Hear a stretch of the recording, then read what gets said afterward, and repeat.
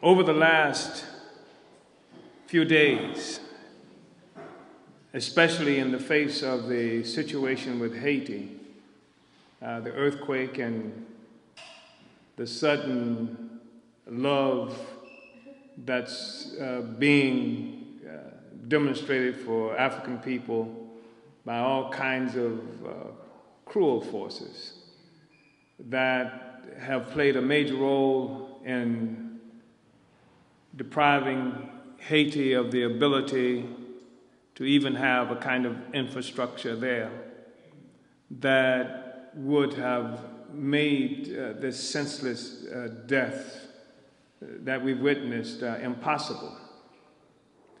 I wondered how many people watching George W. Bush and William Jefferson Clinton standing with the mutt in Washington, D.C., declaring sympathy and interest in solving the problems of our people. I wondered how many people were taken in by that. And then, as I thought about it, I recognized that people get born into circumstances that give the impression of having always been like this. If they weren't around at a time when African giants in this country and throughout the world were trying to rescue us as a people, or certainly to provide us the kind of leadership that would allow us to rescue ourselves from these circumstances, perhaps what they saw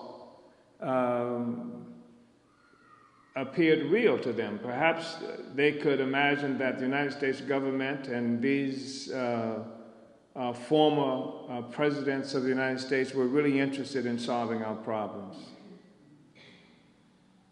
If they weren't around during the time that this government, so fragile, though it talks about how powerful it is, that it could not even tolerate criticisms coming from our communities that made it necessary for them to murder people like Malcolm X, Martin Luther King, and Bobby Hutton, and more than 30 members of the Black Panther Party.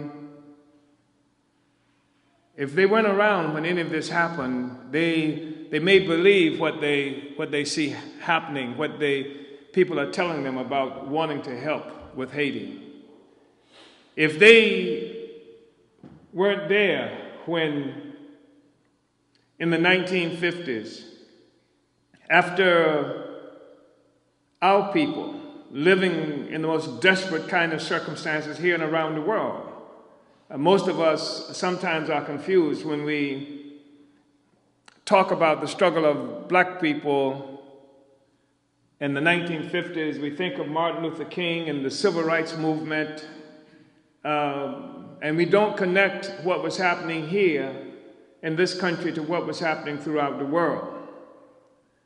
Because the fact of the matter is that in the 1950s, we saw incredible movement led by peasants in Kenya, called the Kenyan Land Freedom Army, most popularly known as Mau Mau, who felt like African people should be in control of our own resources, who thought there was something terribly wrong to living there on the continent that's so wealthy, so rich on the one hand, and having these white interlopers, invaders, to have come, to have stolen the land and all the resources from the land and enslaved the people in colonialism.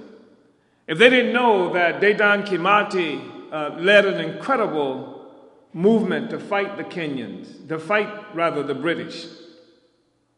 And their slogan, as you know, was Uhuru, which is Swahili for freedom.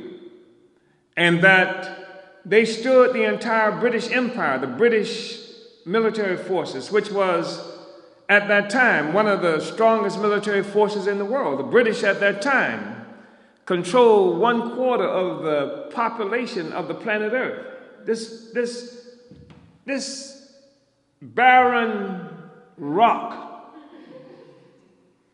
this handful of warlike people, control 1/4 of the people on the planet Earth, control 1/4 of the territory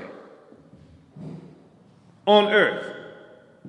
And the Kenyans, under the leadership of Dedan Kimathi and the Kenyan Land Freedom Army, fought incredible, courageous struggles to free ourselves. And they were a part of a movement of peoples around the world trying to free themselves from this white imperial domination.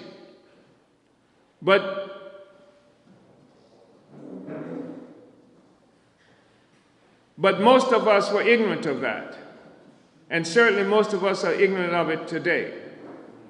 In fact,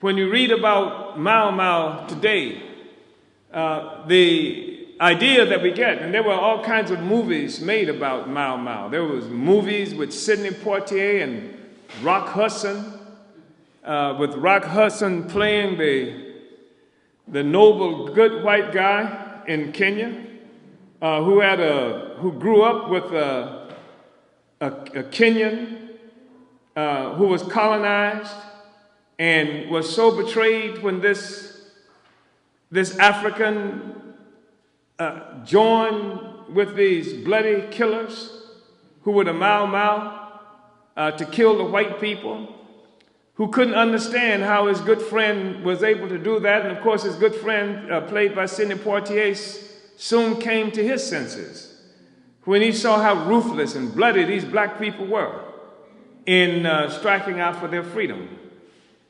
You know, most of us, if we know anything about that period, that's what we know.